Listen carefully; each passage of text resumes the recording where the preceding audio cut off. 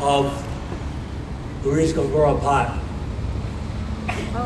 for this horrifying and outrageous decision.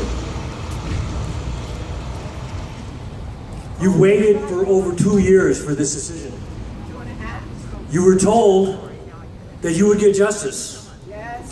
There were millions of dollars of taxpayer money that was given to the district attorney, who said that he was going to hold officers accountable by ensuring that these cases were properly investigated. And this would be a new way, a new path, a new sense of justice that embraced the killing of black and brown people in the United States that we witnessed since the beginning of this country.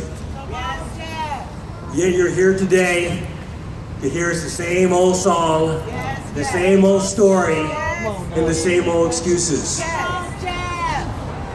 Reading the decisions makes one thing clear, that it is open season, particularly for young people of color. The district attorney essentially says that this is a clear-cut case of self-defense. Self-defense, justifiable homicide.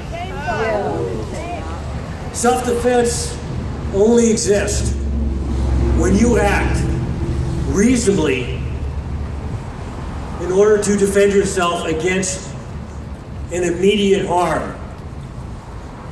The district attorney said, well, we asked the officers whether or not they acted in self-defense, and they said yes. That's right. And that's good enough for us. That's right.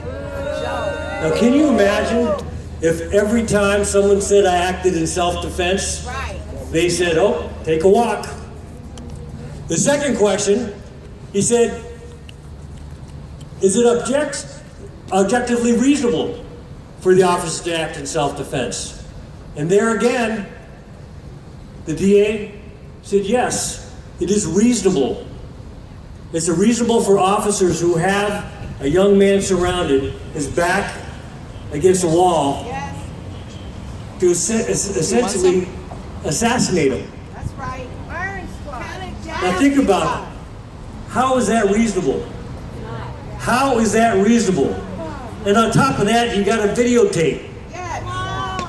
In the case of Luis, we don't have a videotape of the actual shooting of Luis by the officers, but you can see on the video that they act within seconds before they even have an opportunity to figure out what's going on. You hear gunshots. This is what's objectively reasonable. Now the district attorney says, well, you know what, the standard of proof is too high. Beyond a reasonable doubt, we can't prosecute this case. For nothing? Not even for involuntary manslaughter?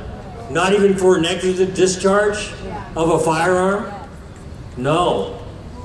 Yet this is the same district attorney who prosecuted last fall an undocumented immigrant who found a gun on a pier, who discharged a weapon accidentally, undisputed evidence that the bullet ricocheted 7 feet in front of him and then went some 83 feet.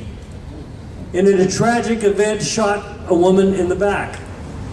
They prosecuted that gentleman for first-degree murder. For first-degree murder. And yet, they're telling you that they cannot prosecute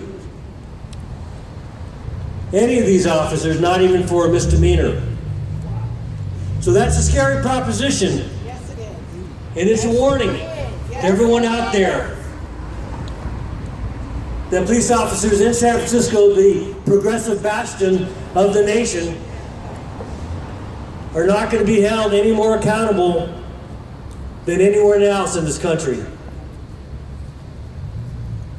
What we need to do, though, is to make sure that we continue to spread the message, that we continue to fight, and we continue to demand accountability.